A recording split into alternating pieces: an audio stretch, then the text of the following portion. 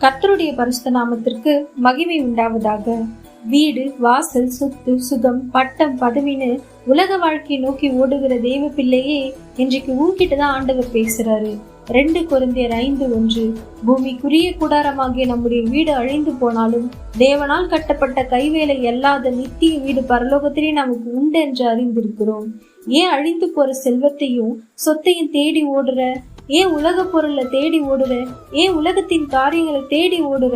உனக்காக அழகான நகரத்தை உருவாக்கி வச்சிருக்கல்ல, உனக்காக அழகான வீட்டை கட்டி வச்சிருக்கிறல்ல, அதுல நீ பிரவேசிக்க வேண்டாமா? சந்தோஷமா இருக்க வேண்டாமா என்று தேவன் சொல்கிறார்.